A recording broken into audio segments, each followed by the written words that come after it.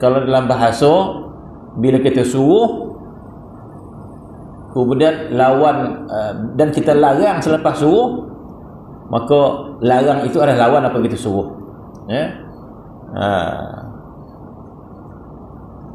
Selepas majlis hendaklah kita apa kata? Selepas majlis kita berehat dulu, jangan balik. Kan?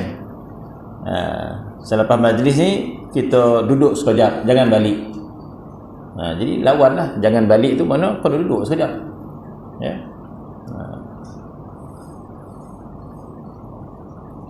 Jadi lepas majlis ni kita duduk dulu. Jangan bercakap, tapi itu lembaga lain lah kan.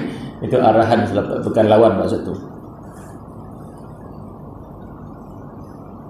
Dan firman Allah Subhanahu wa taala, wa sanajzish syakirin, dan aku akan balas orang yang bersyukur pada Allah Subhanahu wa taala.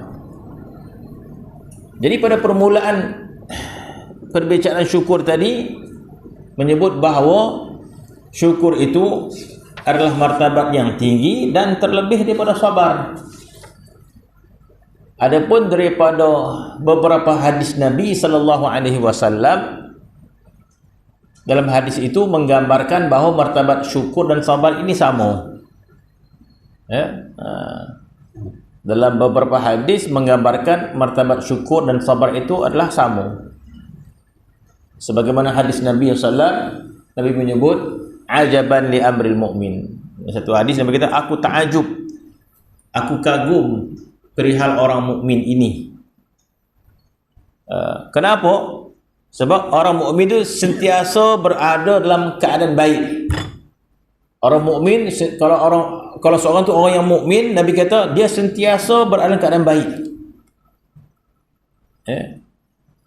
Jadi yang nama dia hal keadaan kita, maka di sana ulama letakkan hal keadaan kita dua. Sama ada kita dalam senang atau susah. Kan? Jadi keadaan hidup kita ada dua situasi. Sama ada kita sedang senang atau sedang susah. Ada tengah-tengah. Tengah-tengah pun kata-kata mesti lebih cenderung pada susah ke senang kan. Jadi sentiasalah seseorang itu berada dalam dua keadaan. Sama ada senang atau susah. Kalau kita perincikan banyaklah. Kesihatan macam mana? Kesihatan sedang susah. Susah. Duit senang. Jadi sentiasalah di antara senang atau susah. Maka dia mengatakan orang mukmin itu sentiasa berada dalam keadaan baik. Maka Nabi menambah lagi. Bagaimana? Nabi kata, sekiranya seorang mukmin itu diberikan nikmat oleh Allah Subhanahu wa taala, maka Nabi kata fasyakarallah.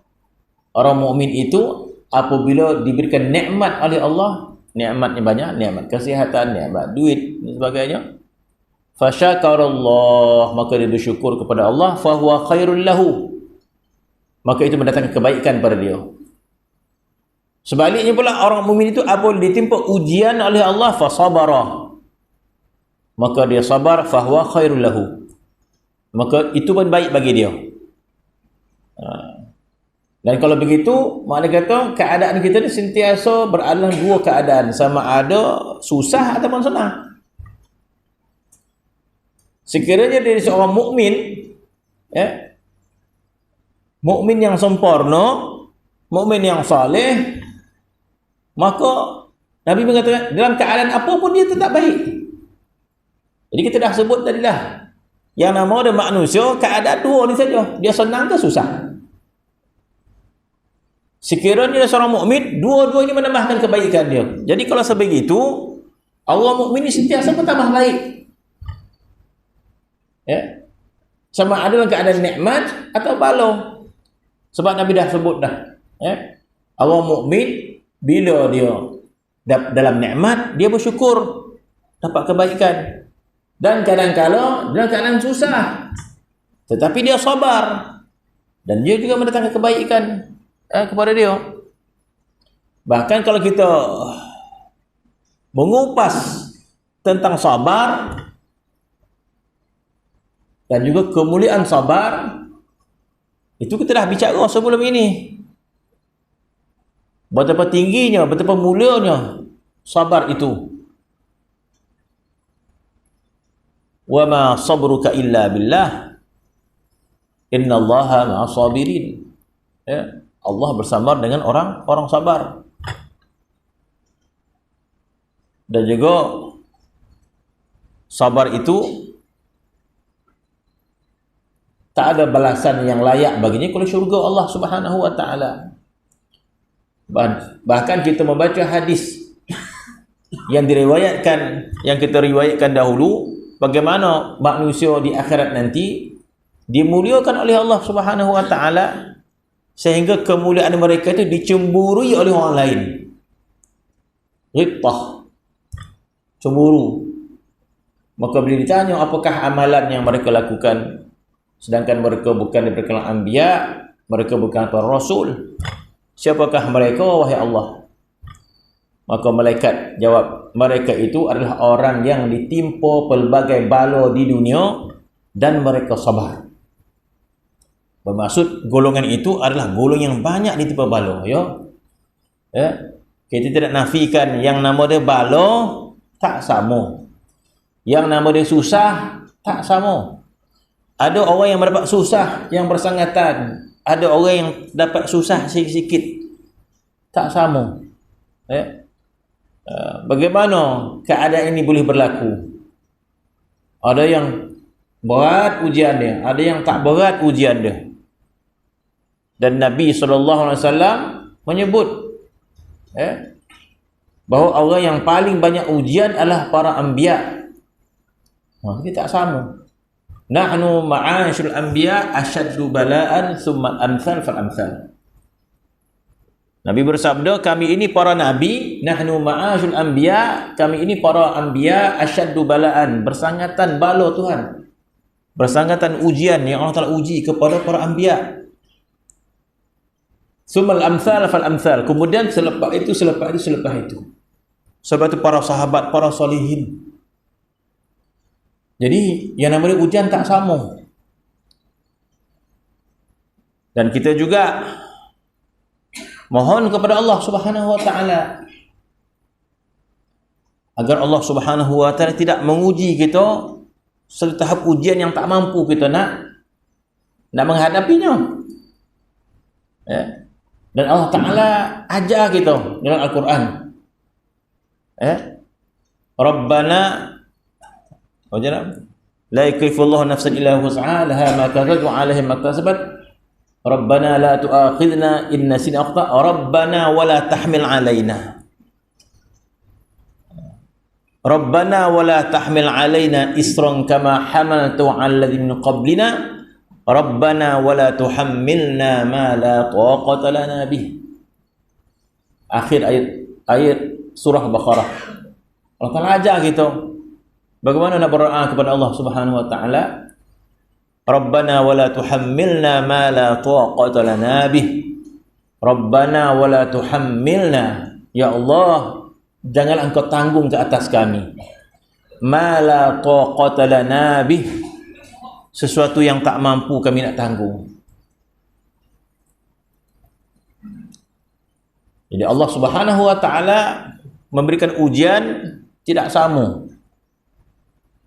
Dan sudah pastilah kita bersyukurlah kan. Bersyukur kita tidak ditimpa bala sebagaimana orang lain ditimpa bala. Orang lain ditimpa pelbagai banjir dan sebagainya. Kita alhamdulillah selamat kita daripada ujian Allah Subhanahu. Yang diuji juga orang mukmin juga. Diuji dengan peperangan. Kita selamat di peperangan. Kalau di dunia ini kita bersyukur sebab kita tidak terkena bala ujian Allah Subhanahu wa taala. Tetapi dalam hadis menyatakan sebaliknya. ketika manusia melihat kemuliaan Allah kepada orang diuji, maka ketika itu disebut dalam hadis, manusia bercita-cita, alangkah kami di dunia ditimpa bala setiap hari. Jadi bermaksud bahawa ujian bala kepada orang yang sabar itu bersangatan tinggi balasan daripada Allah Subhanahu wa taala. Mereka kata besar balasan orang sabar ini. Kemudian syukur yang dalam hadis tadi menyatakan bahawa sama nilai di antara sabar dan juga syukur. Nabi menyatakan kedua-duanya itu mendatangkan kebaikan. Tetapi dalam kitab ini menyebut bahawa syukur itu lebih tinggi daripada sabar. Oh, dahlah dia waktu banyak, sehat. Ini untung orang yang diberikan nikmat oleh Allah Subhanahu wa taala dan dia menyambut nikmat dengan syukur. Jadi dua nikmat dia dapat. Satu nikmat dunia, satu nikmat akhirat. Jadi tak boleh orang nak petikaikan Allah Subhanahu wa taala. Tak boleh nak petikaikan Allah Subhanahu wa taala. Sebab segala kebaikan duniawi dan ukhrawi, ataupun segala kebaikan duniawi ataupun dini, segala kemuliaan duniawi atau ukhrawi, segala kemuliaan kelebihan berbentuk duniawi, kelebihan berbentuk ukhrawi ataupun diniyah yang Allah Subhanahu wa taala lebihkan di antara satu sama lain, tidak boleh sampai kita peringkat kita tidak berpuas hati dengan Allah Subhanahu wa taala. Mungkin orang tak puas hati tentang dunia dia. Itu biasa kita kata. Dia tak puas hati dunia, kenapa orang tu kaya dia miskin? Kenapa orang tu dia sihat dia sakit? Maka tidak sepatutnya kita mempertikaikan. Tidak sepatutnya kita mencumburui nikmat yang lebih pada orang. Sekadar kita cemburu pada nikmat yang kepada orang dan kita ingin seperti mereka, sekadar itu boleh lagi. Tapi jangan sampai peringkat kita cemburu pada nikmat yang ada pada orang sehingga jadi iri hati dan sakit hati. Bukan sekadar kelebihan duniawi, termasuk kelebihan dini, kelebihan ukhrawi, kelebihan betul agama. Sebahagian orang dimuliakan oleh Allah Subhanahu wa taala, maka diberikan kemuliaan pada agamanya, masya-Allah, menjadi alim. Maka kita boleh berusaha untuk jadi orang yang alim. Masya-Allah, ada orang menjadi orang yang salih, diangkat derajat dia, ditinggikan derajat dia, diangkat dia. Dikala orang yang mulia di sisi Allah Subhanahu wa taala. Maka kita boleh berusaha untuk menjadi orang yang salih.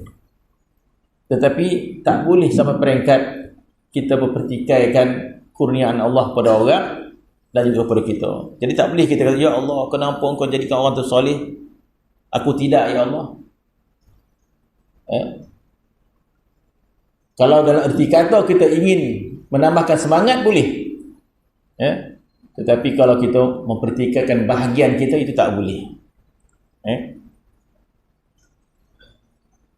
Sebab itu Allah Subhanahu wa taala menyebut dalam Al-Quran, sama ada kelebihan berbentuk duniawi ataupun kelebihan berbentuk ukhrawi, dini. Kita boleh sebut di antara kelebihan berbentuk duniawi itu banyak. Ada orang lebih kaya, ada orang yang lebih gagah, ada orang yang lebih cantik. Kelebihan bentuk duniawi. Dah lah dia sehat, kuat pula, rotor banyak pula, cantik pula, mancung pula hidung banyak kita sebut. Dan ini adalah susah. tak lawa pula, hidung tak mancung pula. Banyak kalau duniawi yang tak sama macam orang. Jadi kebiasaan orang petikai duniawi. Tetapi terkadang ada juga petikai bentuk untuk diniyah, ukhrawiyah. Sebagai contoh, di kalangan manusia ada Allah Ta'ala jadikan mereka di kalangan anbiya, para rasul alaihi wassalatu wassalam. Di kalangan manusia ada dijadikan mereka itu darahnya Nabi SAW, keturunan Nabi SAW. Jadi apakah ini tidak perkara dini ataupun ukhrawi? Perkara ukhrawi, tidak kita nafikan. Bermaksud kemuliaan zuriat Nabi itu dijelaskan oleh Allah Subhanahu wa taala. Yang namanya kemuliaan ahlul bait itu ada dalam agama.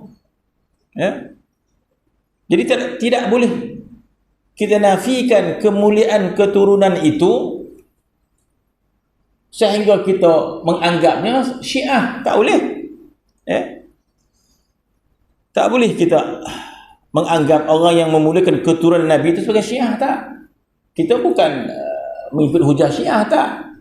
Kita memahami apa yang disebut oleh Al-Quran Al-Karim. Al-Quran yang menyebut begitu. Innama yuridullah liyudhiba ankum ahlul bait wa yutahhirakum tathira. Orang lain tu tak sebut. Allah tak sebut ahlul bait. Innama yuridullah innama hanya sahaja yuridullahu, Allah Ta'ala berkehendak. Kehendak siapa? Kehendak Allah. Innama yuridullah liyudhiba ankum, sesungguhnya Allah berkehendak Allah. Apa tu hendak? Liyudhiba ankum, Allah akan menghilangkan daripada kamu ahlul bait wa ahlul bait. Wa yutahhirukum tathira, dan Allah Ta'ala bersihkan kamu dengan sebersih-bersihnya. Jadi apakah ayat itu sebegitu saja tanpa makna? Tak, ada makna. Ada makna. Jadi ada kelebihan yang Allah Subhanahu wa taala sebut dalam Al-Quran. Jadi walaupun kelebihan berbentuk duniawi dan juga berbentuk ukhrawi, maka Allah Subhanahu wa taala sebut dalam satu ayat yang putus. Dan inilah akidah ahli sunnah wal jamaah. Ini adalah akidah ahli sunnah wal jamaah. Jadi kalau orang mendalami akidah ahli sunnah wal jamaah, yang khatib baca setiap minggu kitab akidah ahli sunnah wal jamaah, iaitu mengikut manhaj Abu Hasan al-Asy'ari, Abu Mansur al-Maturidi. Elok khatib baca ni setiap minggu ni. Ada juga khatib kesian tak dibaca Abu Hasan al-Asy'ari itu. Dia baca supaya kita akidah ahli sunnah wal jamaah berhenti dia.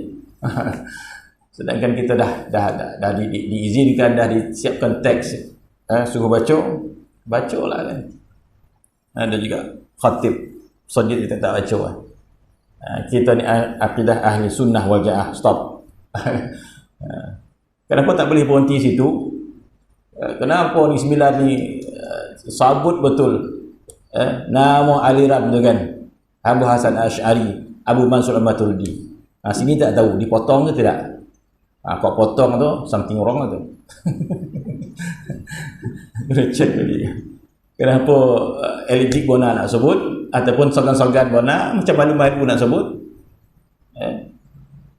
Tak ada Al-Azhar, tak ada slogan sebut dah. Universiti Azhar tak ada slogan sebut dah.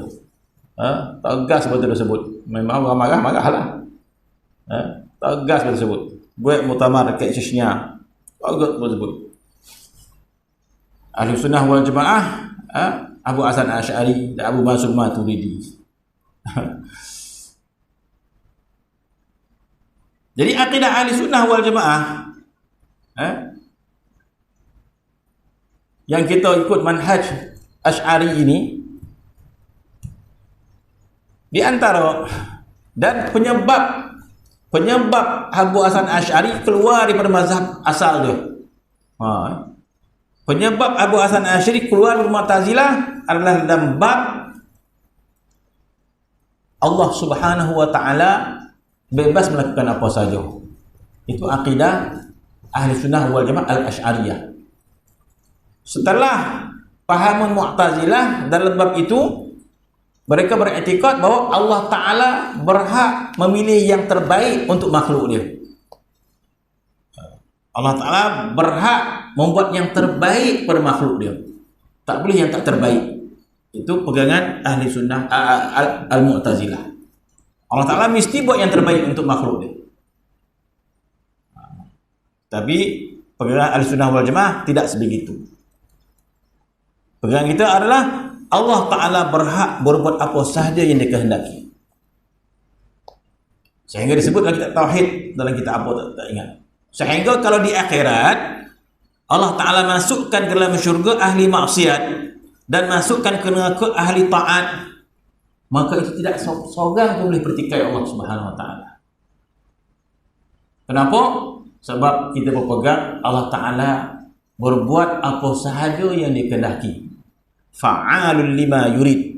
Fa'alul lima yurid. Allah Ta'ala maha mampu melakukan apa yang dikehendaki. Jadi Allah Ta'ala tidak, siapa pun boleh berhak bertanya kenapa. Maka Allah Ta'ala sebut dalam Quran, la yus'alu amma yaf'alu wa hum yus'alun. Dalam Quran Allah Ta'ala sebut la yus'alu amma yaf'alu. Tak ada seorang pun berhak bertanya apa yang dia buat. Wa hum yus'alun, mereka lah yang akan ditanya apa mereka buat. Kenapa kau tak sembahyang? Kenapa kau tak puasa? Kenapa kau mencuri? Kenapa kau menzalimi orang? Maka mereka akan ditanya. Sebab kalau orang mendalami lagi bab perbuatan Allah, perbuatan makhluk, itu diperbahaskan dalam lebih mendalam lagi. Af'alullah, af'alul ibad, itu dikaji dalam mendalam lagi. Sehingga perbuatan makhluk itu di dalamnya juga ada perbuatannya Allah Subhanahu wa taala. Ini yang diperbahaskan oleh ulama usuluddin dalam bab ini. Af'alullah, af'alul ibad. Perbuatan Allah, perbuatan hamba. Dalam Al-Quran Allah Ta'ala sebut hakikat tersebut. Maka Allah Ta'ala menyebut dalam Al-Quran, wa ma ramaita idh ramaita walakinna Allah rama. Wa ma ramaita idh ramaita walakinna Allah rama. Tidaklah ketika kamu membaling panah kepada musuh itu kamu yang membaling, tapi Allah Ta'ala yang baling. Dalam ayat yang lain Allah Ta'ala menyebut wallahu khalaqakum wa ma ta'malun. Wallahu khalaqakum wa ma ta'maluna. Wallahu khalaqakum wa ma ta'maluna. Allah Ta'ala menjadikan kamu, Allah Ta'ala menjadikan perbuatan kamu. Jadi perbuatan ini perbuatan yang baik, perbuatan yang tak baik, Allah Ta'ala juga yang melakukannya. Dalam ayat yang lain Allah Ta'ala berfirman, wa ma tasha'una illa an yasha Allah. Macam mana kita nak urai bab ni? Allah Ta'ala berfirman, wa ma tasha'una, wa ma tasha'una, tidaklah mereka itu berkehendak. Yang nama kehendak ni apa? Yang nama kehendak berbuat baik, kehendak berbuat jahat. Yang nama kehendak manusia, tasya, yasha ni kehendak. Yasha ni berkehendak. Wa ma tasha'una, tidaklah kamu berkehendak. Kita hendak nak pergi masjid, kita tak nak pergi masjid. Kita nak beramal, kita nak maksiat, kita nak taat. Ini kehendak. Kemudian Tuhan kata, wa ma tasha'una illa an yasha Allah. Tidaklah kamu berkehendak, itu kehendak Allah Subhanahu wa taala. Oh, ulama bahas dan mendalam bab ini. Bab af'alullah, af'alul ibad. perbuatan hamba, perbuatan Allah.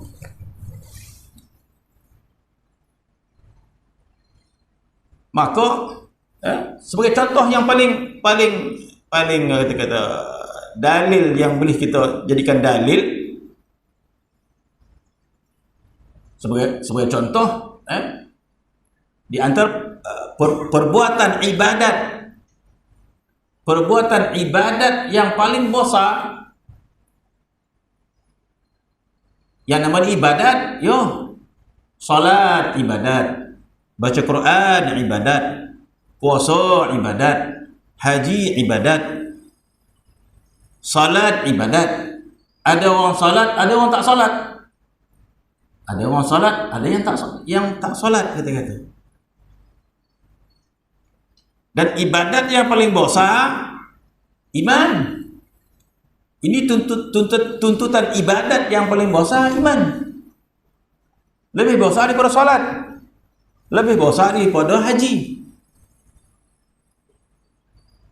Dan ketika mana orang tidak beriman kepada Allah Subhanahu wa taala, maka orang itu pun dosalah, sebab dia melakukan maksiat yang paling besar. Kalau orang itu tak salat, dia melakukan maksiat. Tak ada siapa pun yang paksa dia tak solat. Dia sendiri yang pilih tak nak solat. Kan? Dia sendiri pilih. Kenapa tak sembahyang pula? Sebelah kotor tadi. Sondang. Kenapa tak solat pula? Susah tadi. Maksudnya dia sendiri pilih yang tak nak solat. Ataupun kejahilan dan sebagainya lah. Yang kita diajar, solat ni tak ada dia punya berhenti dia. Tak ada cuti kecuali orang perempuan lah. Salat ni tak ada alasan tak salat, tak ada. Tak ada alasan salat. Jadi kalau orang Islam tu faham tentang kewajipan salat, salat ni tak ada bagi lelaki atau perempuan yang suci. Tak ada yang gugur salat, tak ada. Kau jadi gila je. Gila je kau salat. Yang lain tak ada. Oi, payahlah sebab apa? Musafir lah. Tak ada. Tak ada alasan musafir kau salat. Sakit, bagaimana kitab fiqh menghuraikan bab salat? Tak boleh berdiri, duduk. Tak boleh duduk, berbaring. Berbaring. Dulu tak boleh, saya tak boleh duduk lah, tak boleh. Berbaring. Berbaring pun ada kaedah kanan, kiri dan sebagainya. Berbaring. Jadi bila berbaring, nak sembahyang, guna syarat kepala. Rukuk, apa boleh? Sujud, tarik sikit. Tak boleh. Isyarat kepala pun tak boleh. Kenapa? Tangkuk sakit. Habis. Koreh. Tunduklah sikit bagi rukuk. Tak dapat, kata dia. Habis. Salat juga. Dengan apa? Dengan kelopak mata. Tak boleh kata, kau tangkuk kau dah tak boleh. Parah tak payah seorang mana. Gitu. Habis bertulis kan. Tak dapat nak bongkar. Gitu. Mudah kan. Dah sakit-sakit. Saya terayu lah tak payah. Gitu. Hukum gitu kan. Tapi fiqh sebut. Tak boleh pun. Dengan kelopak mata je. Semayang juga. Dengan kelopak mata. Rokok, kalip sekali, rokok. Kalip kedua kali, sujud. Kalip balik. Lepas itu, kalip pun tak boleh. Tak tahulah. Ada penyakit tak boleh kalip. Mata terbuka pula. Kalip lah. Tak dapat. Wajib kan? Wajib juga sembahyang. Pakai hati je lah. Rokok. Jadi tak ada. Macam ni gila lah. Jadi kalau dia tak solat, maksud dia tak solat. Tapi ada lagi maksud yang lebih besar, iaitu tidak beriman pada Allah Subhanahu wa taala. Tak beriman. Jadi mana orang tu tak nak beriman lah dia tu. Dah, tugasan kita berdakwah lah kita. Kalau tak kita dipersoalkan oleh Allah Taala akhirat nanti. Tak pernah pun dia ajak, parah. Tak pernah pun dakwah gitu. Kita dakwah bil hal lah kan. Dakwah bil hal lah. Jadi ketika mana Allah Subhanahu wa taala menyebut tentang ibadat yang paling besar adalah beriman kepada Allah Subhanahu wa taala, bukankah Allah Taala sebut dalam Al-Quran iman itu adalah kehendak Allah Subhanahu wa taala? Tetapi inilah maksud yang paling besar yang akan dipertanggungjawabkan oleh manusia. Kesalahan yang paling besar di akhirat adalah tidak beriman kepada Allah Subhanahu wa taala, maka dikekal dalam neraka. Tak ada keampunan bagi orang yang menyutukan Allah Subhanahu wa taala. Dan inilah dakwah Nabi yang paling besar. Nabi nak memasukkan orang kepada daerah tauhid, mentauhidkan Allah Subhanahu wa taala. Inilah dakwah Nabi yang paling besar, untuk mentauhidkan Allah Subhanahu wa taala. Tetapi apabila sebahagian orang tidak menerima risalah Nabi, tidak beriman kepada Allah, Nabi susah hatilah. Sebab Nabi menyayangi umat dia dan berkeinginan orang beriman, tapi tak beriman. Akhirnya Allah Ta'ala sebut apa? Innaka la tahdi man ahbabta. Innaka la tahdi man ahbabta. Ya Muhammad, engkau tidak boleh beri hidayat kepada orang yang kau kehendaki. Walakinna Allah yahdi man yasha. Tetapi Allah Ta'ala beri hidayat kepada orang yang dia kehendaki. Walakinna Allah yahdi man yasha. Tetapi Allah Ta'ala beri hidayat kepada orang yang dia kehendaki.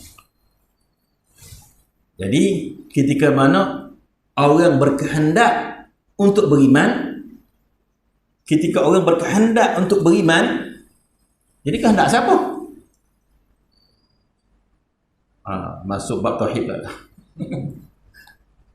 Ketika mana orang itu berkehendak beriman, sebelum dia tak beriman, agama Kristian, agama Hindu dan sebagainya, tidak apa, satu ketika dia berkehendak untuk beriman. Berkehendak beriman ni mesti ada kehendak kan? Kan ditanya bila orang ucap ni, siapa paksa ni? Tak ada siapa paksa. Ada siapa paksa ke? Tak ada. Kehendak siapa? Kehendak saya sendiri, kata dia kan. Barulah dia mengucap. Yang kali tanya juga, orang nak masuk Islam kan, ni siapa suruh? Ada orang paksa ke? Selalu imam tanya orang nak nikah kan, ni ada paksa kan nikah? Kita tanya, ni orang masuk Islam, ada paksa? Tak ada paksa. Habis kehendak saya, kata dia. Kehendak saya masuk Islam. Jadi bila orang tu berkehendak beriman, kehendak dia ke kehendak Allah? Kehendak dia kehendak Allah. Jadi kita kata, dua-dualah ada. Dua-dualah ada. Dia juga berkehendak beriman dan Allah Ta'ala juga berkehendak dia beriman. Sebab Al-Quran membuktikan, walakinna Allah yahdi man yasha. Tetapi Allah Ta'ala akan beri hidayat kepada orang yang dia kehendaki. Jadi bila orang itu berkehendak beriman, di situ juga adanya kehendak Allah Subhanahu wa taala.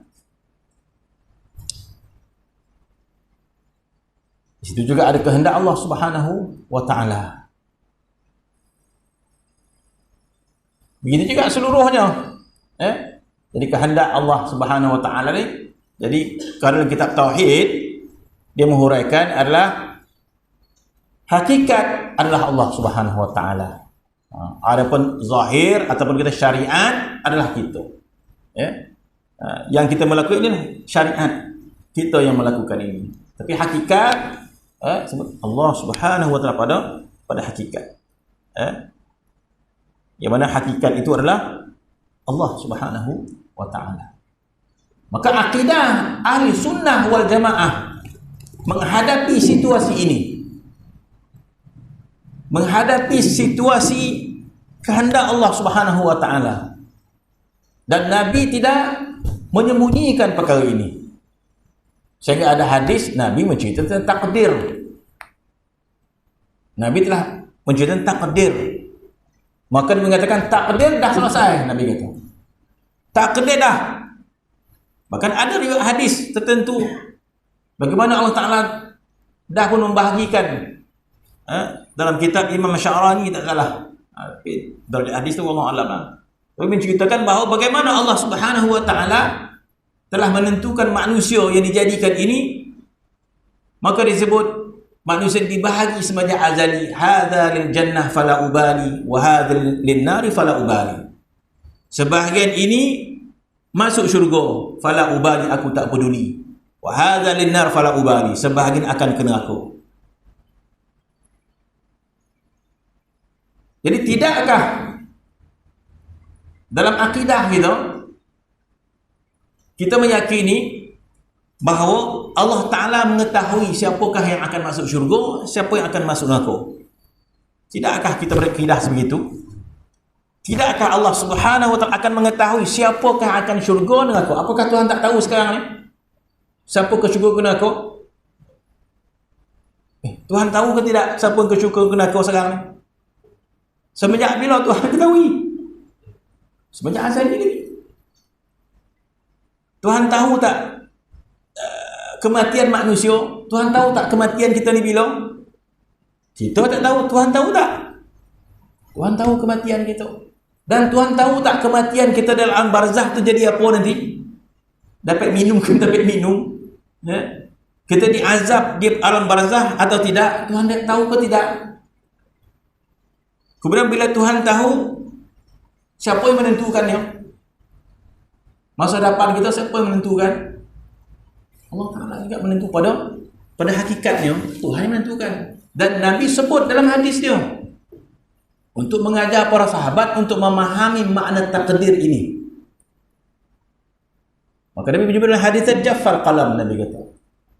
Qalam, tulisan. Qalam ni qalam takdir. Jaffal qalam, Nabi kata tulisan takdir dah pun kering. Jaffal qalam, pen dah kering. Bermaksud penulisan takdir dah selesai, itu maksud dia. Jaffal qalam mengatakan penulisan takdir dah selesai. Jadi bila dah selesai, para sahabat kata, kalau begitu ya Rasulullah, kita serahkan sajalah pada Allah Ta'ala. Dah selesai dah, kita jadi kaya, kita jadi miskin, kita jadi susah, jadi senang. Tak payahlah, tunggu je lah. Dah selesai semua dia. Nabi kita bukan begitu. Bukan begitu cara kita memahami takdir. Allah Ta'ala mengetahui, kita tak tahu. Maka Nabi kata, seseorang itu akan dipermudahkan takdirnya. Akan dipermudahkan. Seorang itu akan mengikut takdirnya. Dan takdir kita telah pun ditulis. Tadi kita dah pernah dia tulis.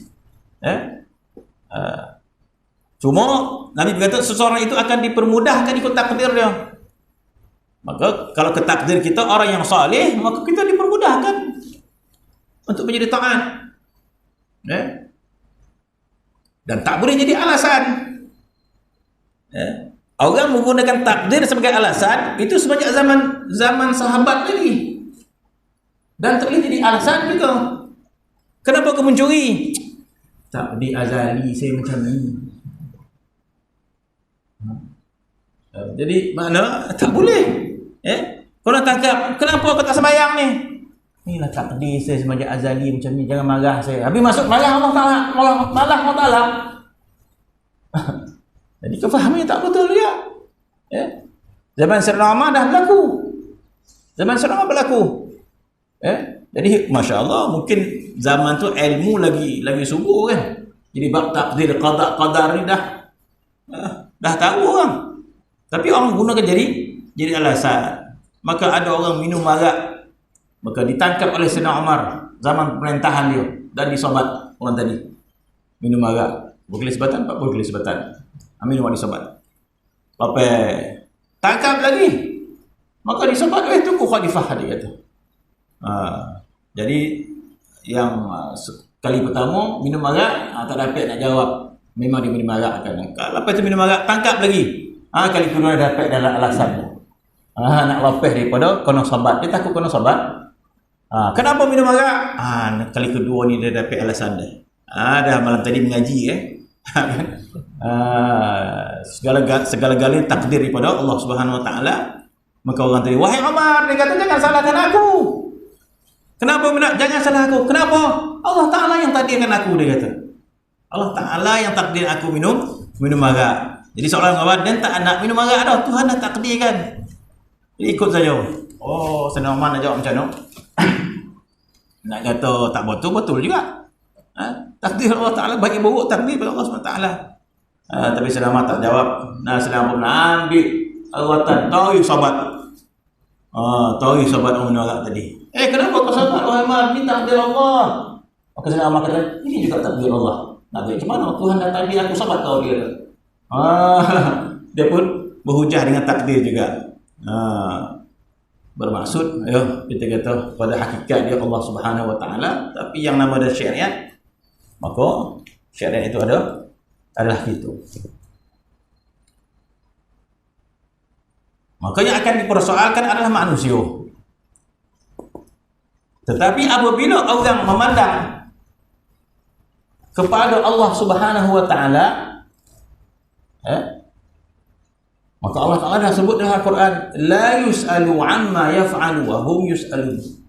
Tidak ada seorang pun yang berhak bertanya apa yang Allah Ta'ala buat. Manusia akan ditanya. Jadi di padang mahsyar, nanti tidak boleh orang bertanya, ya Allah, kenapa engkau takdirkan orang ini tak sembahyang? Sebab orang tak sembahyang itu juga dalam itu ada af'al Allah. Pada sekiranya kita nak mengatakan itu af'al Allah Subhanahu Wa Taala, jangan salahkan perbuatan orang itu sahaja, salahkanlah perbuatan Allah. Maka dalam Quran Allah Ta'ala sebut dah, tidak ada seorang pun boleh tanya apa yang Tuhan buat.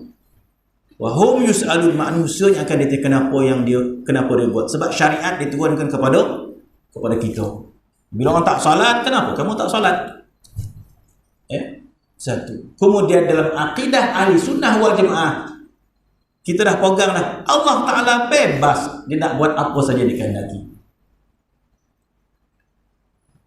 Itu akidah ahli sunnah wal jamaah. Kemudian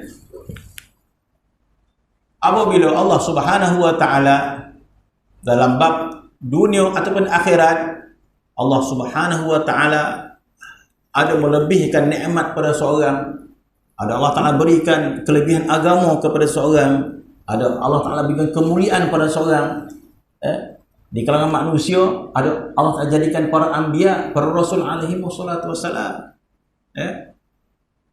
Jadi bagaimana kita menghadapi ini semua? Maka Allah Subhanahu wa Ta'ala sebut dalam Quran, zalika fadlullah yu'tihi man yasha'. Dah, full stop. Jadi sekiranya kita mencumuri kelebihan seseorang, sama ada duniawi ataupun dini ukhrawi, maka kita berhadapan kepada kehendak Allah Subhanahu Wa Ta'ala. Maka Allah Ta'ala menyebut zalika fadlullahi yu'tihi man yasha'. Habis. Jadi kalau kita petikan, kenapa ya Allah orang tu lebih? Kenapa ya Allah tu lebih? Maka Tuhan sebut zalika fadlullah. Itu semua kelebihan Allah pada seseorang. Sama ada kelebihan berbentuk duniawi ataupun ukhrawi. Yu'tihi man yasha'. Zalika fadlullah yu'tihi man yasha'. Itu semua kelebihan Allah, dia akan beri kepada orang yang dikehendaki. Jadi kalau Tuhan menghendaki dah, untuk lagi kita. Sami'na wa ata'na, ridha kita kepada Allah Subhanahu Wa Ta'ala. Jadi bermaksud nikmat juga merupakan pemberian daripada Allah kepada seseorang. Ada sebahagian Allah Subhanahu Wa Ta'ala timpakan bala kepada mereka, dan mereka mendapat kebaikan daripada bala itu dengan sabar. Sekiranya mereka sabar. Ada sebahagian diberikan nikmat oleh Allah Subhanahu Wa Ta'ala dengan pelbagai nikmat, maka dengan nikmat itu kita sambut dengan syukur pada Allah Subhanahu Wa Ta'ala. Ikut qadar dia. Jadi tak boleh juga kita pertikai kepada, ya Allah, kenapa kau tak beri aku nikmat yang banyak? Kenapa? Dapat aku syukur besar sikit. Ini RM10. Tak boleh juga kita pertikai. Ya Allah, aku nak syukur, ya Allah, tapi kau bagi RM10, macam mana nak syukur? Bagilah RM1 barulah besar syukur.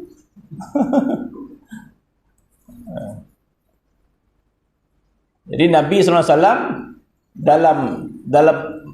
dalam menikmati nikmat Allah Subhanahu Wa Ta'ala, maka Nabi suruh kita menikmati nikmat Allah Ta'ala ini secara sempurna. Jadi makna kata nak menikmati dunia pun kena ada ilmu. Kita nak menikmati dunia pun kena ada ilmu, supaya menjadi manfaat pada kita. Kalau tak ada ilmu, jadi mudarat kita. Nak menikmati dunia pun kena ada ilmu dia. Kalau tak ada ilmu, maka membinasakan kita. menikmati dunia dengan secara riak, dengan secara ujub, dengan secara takabur, salahlah. Kita menikmati dunia tapi disertai dengan takabur, ujub. Ya. Nak menikmati dunia maka dengan ilmu. Sebab tu di kalangan para salihin, bahkan di kalangan para awliya, mereka kayu-kayu. Dan mereka menikmati nikmat itu dengan ilmu. Dengan ilmu. Masya-Allah, dengan para salihin, bila mereka berpakaian pakaian yang paling mahal. Sehingga tak ada orang boleh beli pakaian tu. Kalau kita dia ni, ya Allah, hamba dunia betul lah, kata-kata. Oh, kereta misdis pula tu, dia kata. Tapi buka kitab cerita zuhud. Anak murid semua naik motor datang. Yang guru datang naik kereta misdis, buka kitab zuhud. Agak percaya tak nak murid?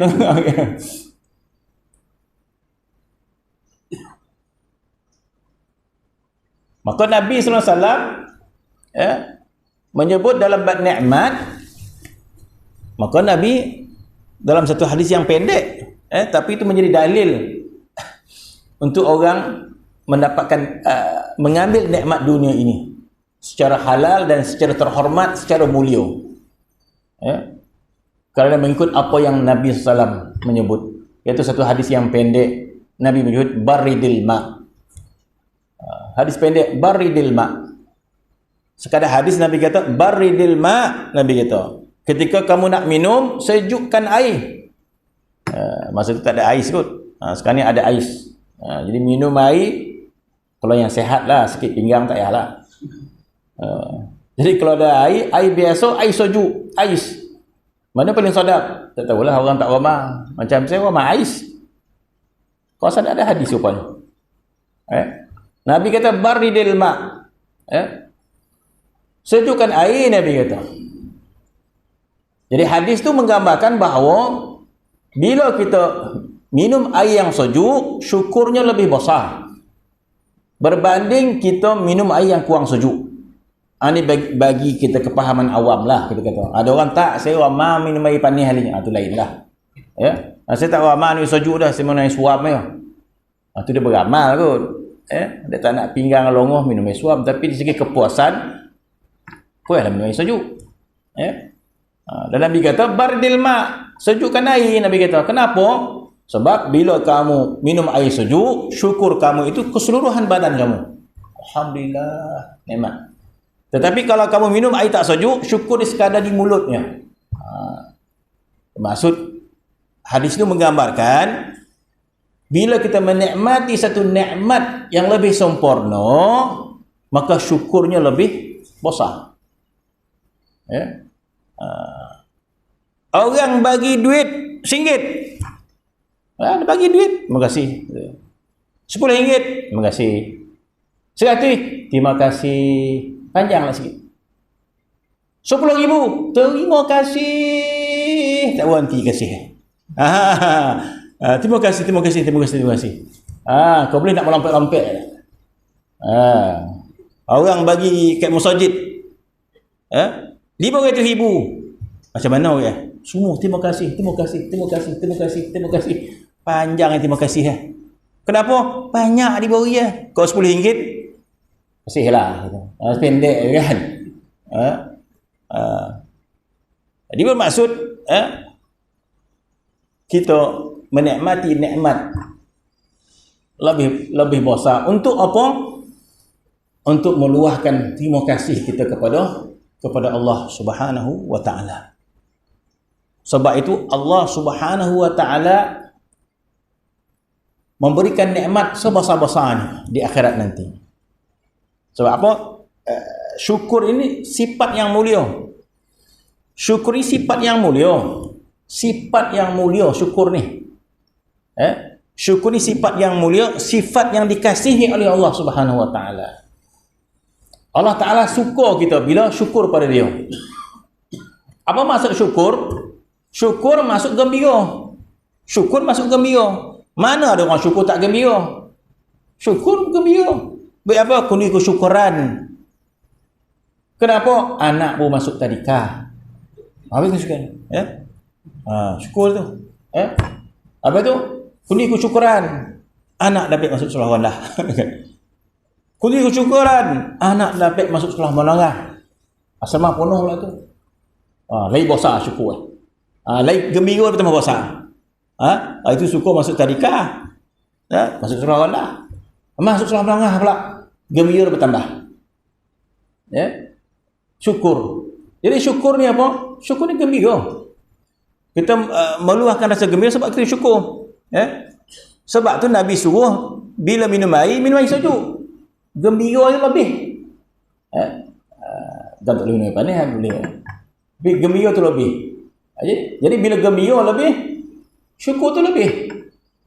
Jadi bermaksud Allah Ta'ala suka melihat kita gembira. Dan bila kita gembira kita kepada Allah, kita bergembira kepada Allah. Sekiranya kita tidak gembira kepada Allah, itu masalah kita lah. Masalah kelemahan kita. Sebenarnya kita gembira kepada Allah. Syukurnya kepada Allah. Dan Allah Ta'ala suka melihat kegembiraan kita kepada Dia. Sebab itu Allah Subhanahu Wa Ta'ala menyediakan nikmat yang luar biasa. Yang nama dia syurga tu apa? Masya Allah. Nikmat yang luar biasa. Jadi apabila kita melihat nikmat yang luar biasa, apa jadi? Kita gembira yang tak terkira.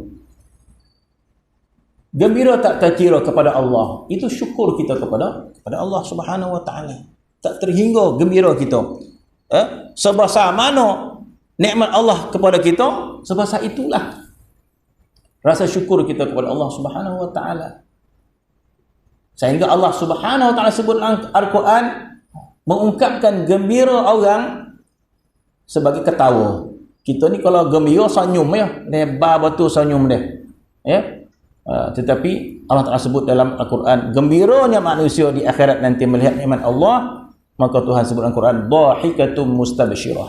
Dhahikatum mustabsyirah. Gembira sampai ketawa. Sebab apa? Melihat nikmat Allah Subhanahu wa ta'ala. Rasa gembira, rasa syukur kita kepada Allah Subhanahu wa ta'ala. Begitu juga di dunia ini, diperintahkan kita untuk mensyukuri nikmat Allah Subhanahu wa ta'ala. Jadi itu tujuan dia. Mana orang yang menahan kenikmatan dunia dengan sebab yang tentu, ya silakan. Ada orang menghindarkan diri pada menikmati dunia, ya silakan. Kenapa? Dia nak sabar dengan dunia ini supaya menanti nikmat akhirat. Ada di antara orang solihin tidak menghindarkan segala nikmat. Dia tak ada, dia nak makan yang tawar-tawar ya. Biskut lebar tawar beli. Epok tak ada, sadap benar. Apa lagi? Tongat labu tak ada, sadap benar. Tak ada. Ini nikmat-nikmat dunia. Dengan kepahaman untuk zuhud. Ya silakan. Dia tidak menikmati dunia, pakaiannya sederhana, maka dia hidup sebegitu. Ya, dengan niat yang dia kehendaki. Begitu juga ulama yang mengambil nikmat dunia dengan makna yang mereka kehendaki, iaitu mereka mengambil segala nikmat yang halal, kita kata segala nikmat yang halal, nikmat makan, masya-Allah. Apakah Nabi Sulaiman alaihi salam tidak menikmati nikmat makan? Masya-Allah, mana mungkin. Nabi Sulaiman alaihi salam menikmati nikmat yang Tuhan kurniakan beliau. Nikmat duniawi dia Nabi Sulaiman menikmati. Kalau Nabi Sulaiman tidak menikmati, maka Nabi Sulaiman tak akan duduk dalam istana tu. Maka dia memilih untuk zuhud dengan dunia. Tetapi Nabi Sulaiman menikmati. Kita jangan menafikan benda tu. Saya tak ada dunia ni dah. Tapi tukar kereta, makin besar. Buat-buat macam tak ada. Macam tak ada. Tunjukkanlah syukur kan. Senyum naik kereta besar, biarlah. Jangan tengok zuhud dah naik kereta besar, tunjuk zuhud pula. Menyembunyikan nikmat kan. Makan ni kemudian lazat dah. Nasi Arab lah apalah, macam tak selera, tapi selera. Dah nikmati. Nabi Sulaiman menikmati, bukan tak menikmati. Makanan dia, tapi dengan arti kata yang mensyukuri nikmat Allah Subhanahu wa taala, semakin kita menikmati nikmat Allah, semakin kita mensyukuri kepada Allah Subhanahu wa taala. Berterima kasih, bergembira. Bahkan dalam satu kitab menyebut mana lebih tinggi kedudukan orang yang ditimpa pelbagai ujian yang sabar dengan orang yang mendapat pelbagai nikmat di dunia dia bersyukur. Mana lebih tinggi? Dua-dua ni dapat kebaikan. Hadis Nabi kata, orang yang ditimpa ujian, sakit, susah, miskin, apa lagi, pelbagai kesusahan yang ada pada dia, tapi dihadapi dengan sabar, dia akan dimuliakan oleh Allah Subhanahu wa taala. Yang satu lagi diberikan pelbagai kemuliaan. Dah cantik, putih orangnya, kan, lawa, sehat, kaya, semua ada, dan dia bersyukur kepada Allah Subhanahu wa taala. Dua-dua juga mulia. Dalam kitab juga ulama berbahas mana lebih tinggi ni dua. Rupanya sama, kitab pun sebut sama juga. Dalam kitab menyebut martabat syukur lebih tinggi daripada sabar. Apa hujah ulama yang katakan syukur lebih tinggi daripada sabar? Ulama berhujah, dia kata orang yang dapat nikmat bersyukur itu lebih mirip kepada penghuni syurga katanya. Sebab penghuni syurga itu sifatnya kaya semua dia. Kaya, dan mereka juga bersyukur pada Allah Subhanahu wa taala. Maksud syukur apa? Maksud syukur bergembira kita dengan nikmat tersebut. Jadi kalau kita bergembira kepada Allah, itu namanya kita mensyukuri kepada Allah Subhanahu wa taala. Syaratnya kita gembira kepada Allah. Seperti isteri bila diberikan hadiah, maka dia gembira terhadap suami dia. Jadi bila isteri dapat hadiah, senyumnya ke muka suaminya. Jangan senyum kepada bono yang diberi. Senyum dekat kain batik itu.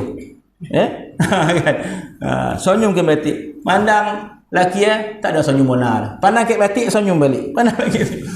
Jadi dia sekadar berasa bahagia dengan pemberian, bukan rasa bahagia dengan orang. Sepatutnya kita bahagia dengan orang yang memberi itu. Jadi kita rasa bahagia, rasa makrifat mencintai Allah Subhanahu wa taala dengan nikmat tersebut. Jadi begitulah penghuni syurga. Kata ulama, orang yang diberikan nikmat bersyukur ini lebih tinggi kerana mereka ini lebih mirip kepada penghuni syurga. Sebab penghuni syurga semua nikmat. Kata sebagian ulama. Jadi macam mana pula orang ni untung pula? Dah ada nikmat, bersyukur lagi. Yang ni bala. Bila sabarlah. Maka kita kata zalika fadlullahi yu'tihi man yasha. Itu kelebihan Allah, dia akan beri kepada siapa kehendaki. Masya-Allah. Kalau begitu, dekat dunia ni kita kata masya-Allah, negara kita masya-Allah, beruntungnya kita. Kita diberikan nikmat tidak sebagaimana saudara kita. Ditarik nikmat aman, ditarik nikmat kemudahan, ditarik nikmat makan. Masya-Allah. Bagaimana diuji dengan pelbagai ujian, dengan kematian, dengan pembunuhan, dengan peperangan, kita kata. Sedangkan kita diberikan oleh Allah Subhanahu pelbagai nikmat. Maka ini juga boleh menjadi jambatan kepada kita untuk sama mulia di akhirat nanti dengan orang yang diuji dengan pelbagai ujian. Jangan kita minta pula, ya Allah, tu kalah bala pula, ya Allah. Jadi jangan minta macam tu. Jadi maksud, ini juga ujian yang Allah Taala sediakan kepada kita dalam bentuk nikmat, yang untuk kita sambut ujian ini dengan syukur. Sebagaimana ujian Nabi Sulaiman alaihissalam. Nabi Sulaiman diberikan kemuncak nikmat. Tak ada orang lebih kaya daripada Nabi Sulaiman alaihissalam pada zaman tu. Zaman sekarang pun nak cari pun takkan ada orang yang kaya seperti Nabi Sulaiman alaihissalam. Kerajaan Balqis pun tak mampu menandingi kerajaan Nabi Sulaiman alaihissalam. Istana Balqis tidak boleh menandingi istana Nabi Sulaiman alaihissalam. Istana Nabi Sulaiman lagi cantik, lagi hebat berbanding istana Balqis. Jadi Nabi Sulaiman alaihissalam diberikan kekayaan yang luar biasa oleh Allah Subhanahu wa taala, diberikan kekuasaan, dia raja. Bermaksud Nabi Sulaiman diberikan nikmat duniawi dan ukhrawi. Dia jadi raja dan dia juga dikurniakan menjadi seorang rasul dan nabi. Oh, Masya Allah. Dekat dunia ni orang yang paling beruntung raja lah. Raja lah paling beruntung. Dari segi duniawi. Di dunia ini orang paling beruntung para nabi, para rasul. Dia lah orang yang paling dimuliakan oleh Allah Subhanahu Wa Taala. Nah, Nabi Sulaiman dua-dua tu ada pada dia. Dia seorang raja memiliki harta yang banyak dan dia juga seorang rasul, seorang nabi. Tetapi rakyat dia lebih mengagumi kemuliaan dunia dia berbanding kemuliaan agama. Orang rakyat dia lebih melihat kepada kemuliaan dunia Nabi Sulaiman alaihi salam. Di akhir Nabi Sulaiman mengatakan kepada rakyat dia, kepada umat dia, zalika hadza min fadli rabbi. Jadi bila rakyat dia sentiasa, oh besar istana kau ni, lah banyaknya harta kau ni, banyaknya duit kau ni. Nabi Sulaiman bercerita tentang ibadat, tentang solat, tentang khusyuk. Nabi Sulaiman bercerita tentang kelebihan ibadat. Nabi Sulaiman bercerita tentang kelebihan berzikir kepada Allah Subhanahu Wa Taala. Jadi rakyat dia tak melopong terhadap ibadat-ibadat tu. Rakyat dia tidak mengkagumi sesuatu bentuk ibadat kepada Allah, tapi rakyat dia mengkagumi dunia yang ada pada Nabi Sulaiman alaihi salam. Dia mengagumi, banyaknya harta, besarnya, cantiknya istana kau, besarnya. Maka dia lebih tertarik kepada dunia yang ada pada Nabi Sulaiman berbanding tertarik pada ibadatnya Nabi Sulaiman alaihi salam. Apakah Nabi Sulaiman tidak beribadat? Nabi Sulaiman beribadat. Apakah Nabi Sulaiman tidak solat? Nabi Sulaiman solat. Tapi mereka tidak tertarik melihat kesempurnaan ibadat Nabi Sulaiman alaihi salam. Mereka lebih tertarik melihat kesempurnaan dunia Nabi Sulaiman alaihi salam. Jadi bila Nabi Sulaiman tengok rakyat dia mengkagumi harta dia, bukan mengkagumi ibadat dia, maka Nabi Sulaiman katakan hadza min fadli rabbi.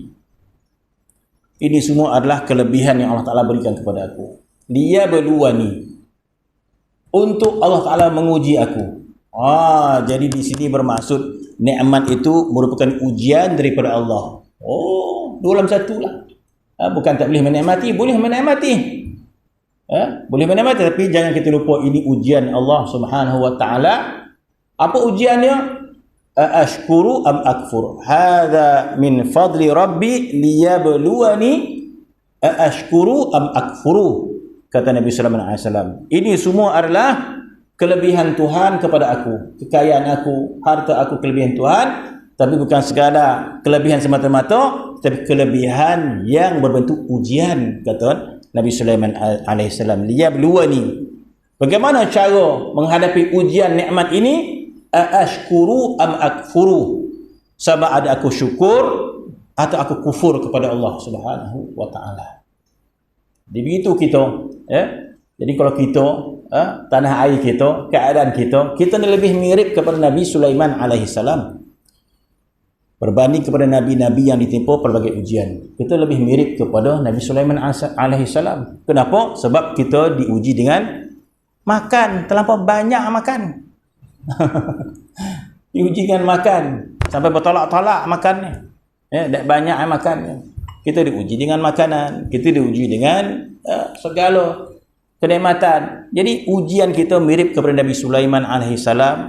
Maka ujian kita hadapi nikmat ini dengan apa? Dengan syukur kepada Allah Subhanahu Wa Taala. Semakin kita dapat nikmat, semakin kita mencintai Allah Subhanahu Wa Taala. Semakin kita bernikmat, semakin kita taat pada Allah Subhanahu Wa Taala. Semakin kita nikmat, semakin kita menghampiri diri kita kepada Allah Subhanahu Wa Taala. Ini jalan syukur kepada Allah Subhanahu Wa Taala. Kalau kita memilih jalan ini, maka kita beruntung dunia akhirat. Beruntung dunia akhirat. Dunia juga beruntung sebab kita dapat nikmat. Akhirat juga kita beruntung sebab kita syukur kepada Allah Subhanahu Wa Taala. Macam mana? Zalika fadlullah yu'tihi man yasha. Itu kelebihan Allah, Tuhan beri kepada siapa yang dia kehendaki. Sebahagian yang Tuhan beri kelebihan kepada kita. Maka dikatakan bahawa syukur adalah setinggi-tinggi martabat. Jadi kita gunakan syukur ini. Bahkan Syukur ini akan menjadi lebih tinggi bila syukur itu bertukar kepada syakur. Syakur ni orang yang terlampau banyak bersyukur. Syukur ni alhamdulillah, syukurlah. Alhamdulillah dapat makan, alhamdulillah. Nikmat, alhamdulillah. Nikmat harta, alhamdulillah. Nikmat alhamdulillah. Tapi kita boleh tingkatkan lagi untuk menjadi syakur. Syakur ni susah. Syakur ni susah. Syakur orang yang sifat yang hamba yang banyak syukur pada Allah Subhanahu Wa Taala, nama dia syakur. Maka orang yang syakur itu tak ramai. Sebab Allah Taala sebut dalam Quran, wa qalilun min ibadiyasy syakur. Wa qalilun min ibadiyasy syakur. Amat sedikit hamba-Ku yang syakur. Syakur ni banyak bersyukur. Jadi sekarang ni kita berada dalam nikmat yang banyak. Yang kita kata kita ni lebih mirip kepada Nabi Sulaiman alaihi salam, banyak nikmat. Jadi dengan nikmat ini mudah-mudahan kita menjadi hamba yang bersyukur. Tetapi lebih daripada itu lagi, kita boleh sempurnakan martabat itu kepada syakur. Syakur orang yang banyak bersyukur pada Allah Subhanahu Wa Taala, maka nama dia syakur. Maka siapakah Sayyidus Syakur? Siapakah Sayyidus Syakur? Siapakah penghulu orang yang syakur? Maka penghulu orang yang syakur adalah Nabi kita Muhammad sallallahu alaihi wasallam. Nabi adalah Sayyidus Syakur. Kalau sedikit orang yang syukur, wa qalilun min ibadiyasy syakur, amat sedikit hamba-Ku yang syakur, maka di antara orang yang syakur kepada Allah adalah Nabi kita Muhammad sallallahu alaihi wasallam. Bahkan Nabi kita adalah Sayyidus Syakur, penghulu orang yang paling banyak bersyukur kepada Allah Subhanahu Wa Taala. Bagaimana Nabi menunjukkan rasa syukurnya, rasa gembiranya kepada Allah, rasa syukurnya kepada Allah. Nabi berterima kasih kepada Allah dengan pelbagai nikmat duniawi, bahkan lebih kepada ukhrawi. Allah Subhanahu berikan nikmat kepada kelebihan kepada Nabi kita. Allah Subhanahu Wa Taala berikan kelebihan kepada umat dia. Dan Nabi terlebih terkesan kegembiraan dia dengan umat dia melebihi diri dia. Nabi memang Nabi akan dapat nikmat yang paling terbaik di akhirat nanti. Tetapi kegembiraan Nabi bukan semata-mata diri dia. Kegembiraan Nabi adalah kepada umat dia. Semakin Allah Subhanahu Wa Taala memberikan balasan kemuliaan kepada umatnya, semakin Nabi bergembira. Kegembiraan Nabi adalah kepada umatnya. Ketika mana Nabi Isra dan Mi'raj, maka Nabi bertanya kepada Jibril, wahai Jibril, apakah tawaran Allah kepadaku? Apakah kurniaan Allah kepada aku? Jibril mengatakan, ya Rasulullah, sesungguhnya Allah Ta'ala mengampunkan dosamu yang terdahulu dan yang akan datang. Qad ghafarallah ma taqaddama min dzambika wa ma ta'akhkhara. Dan jaminan syurga buatmu ya Rasulullah. Ini tawaran Allah kepada Nabi SAW. Maka Nabi tidak berpuas hati. Bukan tak puas hati dengan balasan Allah. Maka Nabi mengatakan, yang aku maksudkan umat aku.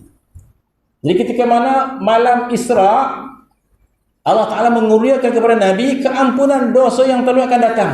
Dah siap-siap Tuhan ampunkan, maka jaminan syurga terhadapmu ya Rasulullah.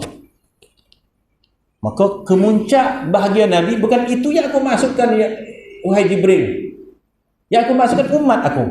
Jadi Nabi nak menunggu khabar gembira tentang umat dia. Maka Jibril AS membaca surah Wadduha, wala sawfa yu'tika rabbuka fatardah. Wala sawfa yu'tika rabbuka, sawfa di hari akhirat nanti, di padang mahsyar nanti, yu'tika rabbuka, Tuhanmu akan memberikan kepada kamu satu balasan terhadap umatmu, fatardah, sehingga kepuas hati. Wala sawfa yu'tika rabbuka fatardah, tentang umatmu, wala sawfa yu'tika rabbuka fatardah, Tuhan akan berikan balasan kepada umatmu sehingga engkau berpuas hati, redha. Sudah pastilah Allah Subhanahu Wa Taala akan mengembirakan hati Nabi SAW terhadap umat dia. Sebab itu Allah Ta'ala berikan syafaat kepada Nabi SAW. Sebab itu Allah Ta'ala mengampunkan pelbagai dosa kepada umat Nabi Muhammad SAW, sehinggalah Nabi gembira, berpuas hati terhadap. Jadi ini merupakan nikmat bagi Nabi SAW. Ini merupakan nikmat kepada Nabi SAW, nikmat bentuk ukhrawiyah. Maka Nabi meluahkan rasa syukurnya kepada Allah Subhanahu wa Ta'ala, maka Nabi menjadi syakur. Bagaimana Nabi meluahkan syukurnya kepada Allah Subhanahu wa Ta'ala? Maka dengan melakukan ketaatan kepada Allah Subhanahu wa Ta'ala. Nabi meluahkan rasa syukurnya kepada Allah dengan ibadat kepada Allah, dengan ibadat yang luar biasa, sehingga kagum Siti Aisyah. Aisyah kagum dan Aisyah rasa pelik. Nabi beribadat sehingga tawaramat qadamah. Tawaramat qadamah. Maka Siti Aisyah meriwayatkan Nabi itu bila bangun malam qiyam hatta tawaramat qadamah, sehingga bongkak-bongkak, pecah-pecah kaki Nabi SAW. Pecah bukan sebabkan berjalan, sebab qiyam. Masya Allah, macam mana qiyam boleh jadi pecah kaki? Itulah riwayat hatta tawaramat qadamah, sehingga bongkak-bongkak, pecah-pecah kaki Nabi sebabkan sembahyang. Dan Siti Aisyah mengatakan, ya Rasulullah, salat apakah ini ya Rasulullah? Salat apakah ini ya Rasulullah? Tanya Siti Aisyah. Kalau salat ini untuk engkau memohon keampunan kepada Allah, engkau telah diampunkan dosa. Sekiranya salatmu ini ya Rasulullah untuk menuntut syurga, syurga telah beri jamin terhadapmu ya Rasulullah. Kenapa engkau menyusah-nyusahkan diri beribadat? Maka apa kata Nabi? Nabi menyebut, afala akuna abdan syakura. Wahai Aisyah, tak bolehkah aku menjadi hamba yang syakur, yang banyak bersyukur kepada Allah Subhanahu wa Ta'ala? Afala akuna abdan syakura. Tak bolehkah aku nak menjadi hamba yang bersyukur? Jadi ini bukan makna ibadat pahala. Ini bukan untuk pahala, tapi ada syukur. Apa maksud syukur? Kita dah sebut syukur bermaksud gembira. Meluahkan gembira. Meluahkan gembira dengan ibadat. Jadi Nabi bangun itu salat yang bergembira kepada Allah dengan nikmat. Jadi bermaksud salat Nabi itu salat kegembiraan. Salat kegembiraan. Kerana nikmat yang banyak Tuhan berikan, maka dia ibadat. Ini ibadat bukan menuntut pahala, tapi ibadat luahan syukur, luahan gembira kepada Allah, maka dia beribadat. Maka dia jadi hamba yang syakur. Maka Nabi kita menjadi sayyidul syakur, penghulu orang yang bersyukur pada Allah Subhanahu wa Ta'ala. Jadi kalau kita nak sempurnakan syukur kita kepada Allah dengan pelbagai nikmat, nikmat sehat, nikmat makan sebagainya, tidak cukup dengan alhamdulillah, tapi kita luahkan dengan ketaatan. Kita luahkan dengan zikir kepada Allah Subhanahu wa Ta'ala. Tak mampu dah nak semayang, pinggang sakit dah. Pinggang sakit tak terdaya. Kita luahkan dengan berzikir pada Allah Subhanahu wa Ta'ala. Jadi ketika itu zikir kita kepada Allah bukan lagi pahala dan sebagainya, tapi luahan gembira kita kepada Allah Subhanahu wa Ta'ala, maka kita berzikir untuk luahkan kegembiraan kepada Allah Subhanahu wa Ta'ala. Bukankah zaman Nabi SAW ada sahabat yang berzikir dalam halaqah? Kenapa kamu berzikir? Sahabat itu mengatakan, apa yang kamu lakukan? Kami berzikir, kami bertahmid, kami bertasbih ya Rasulullah. Kenapa kamu bertahmid, bertasbih kepada Allah Subhanahu wa Ta'ala? Kerana kami ingin meluahkan rasa syukur kami kepada Allah dengan nikmat iman, nikmat Islam. Jadi ketika itu sahabat tadi yang berzikir, yang Nabi tanya, bukan sahabat tidak menjawab untuk mendapat pahala yang banyak, untuk mendapat balasan syurga, tak. Sahabat tadi mengatakan, kenapa kamu berzikir? Kami berzikir kerana ingin meluahkan rasa syukur kami kepada Allah dengan nikmat iman, nikmat Islam. Jadi ketika itu apa maksud? Mereka berzikir kerana ingin meluahkan rasa gembira kepada Allah, bergembira kepada Allah. Bermaksud mereka berzikir luahan gembira kepada Allah Subhanahu. Bukan memandang kepada balasan zikir. Walaupun zikir itu akan diberi pahala oleh Allah Subhanahu wa Ta'ala, tetapi dia luahan gembira kepada Allah. gembira, diberikan nikmat iman, nikmat Islam, maka berzikir kepada Allah, meluahkan rasa gembira. Maka Nabi SAW menyebut, datang Jibril alaihi salam, turun mengatakan kepada aku, sesungguhnya Allah Subhanahu wa taala berbangga di hadapan malaikat terhadap perbuatan kamu ini. Innallaha yubahibukumul malaika. Sesungguhnya Allah telah berbangga di hadapan para malaikat dengan syukur kamu ini. Kerana ibadat ketika itu adalah luahan gembira kepada Allah Subhanahu wa taala. Maka jadi kita ni orang yang syakur. Jadi bila kita ibadat kerana luahan gembira kita kepada Allah semakin banyak, maka kita jadi syakur kepada Allah Subhanahu wa taala. Jadi kalau kita berzikir kepada Allah Subhanahu wa taala kerana meluahkan rasa gembira kita kepada Allah dengan pelbagai nikmat yang Tuhan beri kepada kita, nikmat iman, nikmat Islam, nikmat harta sebagainya, maka kita berzikir dengan penuh kegembiraan kepada Allah Subhanahu wa taala, maka jadilah kita ni orang yang syakur, bersyukur kepada Allah Subhanahu wa taala. Wallahu taala. Bismillahirrahmanirrahim. Alhamdulillahirabbil alamin wassalatu wassalamu ala asyrofil anbiya'i was mursalin wa ala alihi wasallam. Alhamdulillah.